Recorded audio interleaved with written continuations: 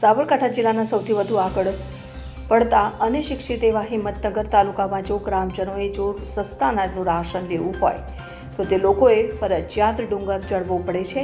જાણીને નવાઈ લાગશે પણ આ વાત સાચી છે. હિંમતનગર તાલુકાના જોડ, ખાપરેટા સહિતના ગામોમાં મોબાઈલ ઇન્ટરનેટ કનેક્ટિવિટી મળતી જ નથી અને તેને લઈને જ્યારે તે લોકોએ સસ્તા અનાજના દુકાને રાશન લેવા જવાનું થાય ત્યારે આ લોકો ઓટીપી મેળવવા માટે ડુંગર ઉપર ચડે છે અને ડુંગર ઉપર ચડ્યા બાદ જ એ લોકોને કનેક્ટિવિટી મળે છે અને ઓટીપી આવે છે. બાદમાં ઓટીપી આપીને તેનું રાશન મેળવી શકે છે. ત્યારે હિંમતનગર તાલુકો સાબરકાંઠા જિલ્લાનો વિકસિત તાલુકો છે, તેમ છતાં હજુ સુધી હિંમતનગર તાલુકાના ગામોમાં નેટવર્કની કનેક્ટિવિટી મળતી નથી.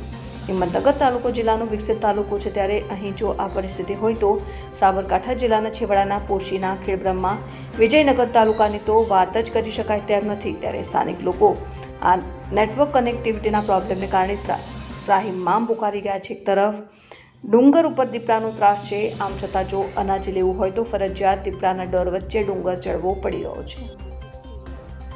ખાપરેટા, મેરીટીમ્બા, નરોડા, જોડ, નોખી આ વિસ્તારમાં રેશન કાર્ડમાં જે કૂપન લેવાની હોય છે એના માટે પબ્લિકને જંગલમાં છેક ઉપર ચડવું પડે છે મંદિરે. ત્યારે નેટવર્કના ઇસ્યુના કારણે ત્યાં જઈ અને અંગૂઠો મારવો પડે છે. નેટવર્કને અહીંયા બહુ જ તકલીફ છે.